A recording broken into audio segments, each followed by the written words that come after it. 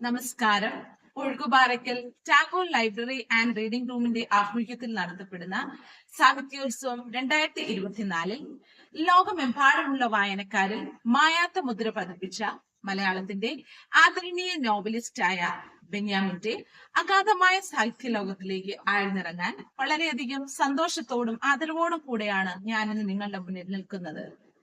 1971 Binny Daniel എന്ന പേരിൽ ജനിച്ച ബെന്യാമിൻ ഇന്ത്യയിലെ കേരളത്തിലെ പച്ചപ്പുള്ള ഭൂപ്രകൃതിയിൽ ഭാഷകളിലും സംസ്കാരങ്ങളിലും പ്രതിഫലിക്കുന്ന ഒരു സാഹിത്യയാത്ര ആരംഭിച്ചു.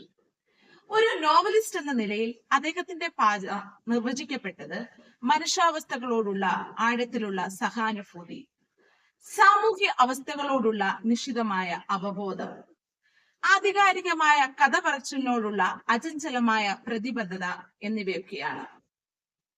ബെന്യാമിന്റെ ഏറ്റവും പ്രശസ്തമായ കൃതികളിലൊന്നായ ആടുജീവിതം അദ്ദേഹത്തിന്റെ ആഖ്യാന വൈദഗ്ധ്യത്തിന്റെ ഉജ്ജ്വല തെളിവാണ്. നാം അനുഭവിക്കാത്ത ജീവിതങ്ങളെല്ലാം നമുക്ക് വെറും കെട്ടുകഥകൾ മാത്രമാണ്. ബെന്യാമിന്റെ ആടുജീവിതം എന്ന കൃതിയിലെ പുറംചട്ടയിലെ വാക്കുകളാണിത്.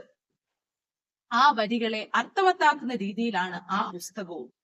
മനുഷ്യത്വം വറ്റി വരണ്ടുപോയ കെട്ടുകഥകളാണെന്ന് തോന്നിപ്പിക്കുന്ന വിധം ദയനീയമായ ജീവിത കഥയാണ് ബെന്യാമിൻ ആടുജീവിതത്തിലൂടെ അവതരിപ്പിക്കുന്നത്. അഭിഷേകിൽ, പ്രവാചകന്മാരുടെ രണ്ടാം പുസ്തകം, മഞ്ഞവെയിൽ മരണങ്ങൾ, മുല്ലപ്പൂ നിറമുള്ള പകലുകൾ, മരീചിക തുടങ്ങിയവ അദ്ദേഹത്തിന്റെ പ്രശസ്തമായ കൃതികളാണ്. അദ്ദേഹത്തിന്റെ കൃതികൾ വിവിധ ഭാഷകളിൽ തർജ്ജമ ചെയ്തിട്ടുണ്ട്. ധാരാളം പുരസ്കാരങ്ങളും അദ്ദേഹത്തെ തേടിയെത്തിയിട്ടുണ്ട്.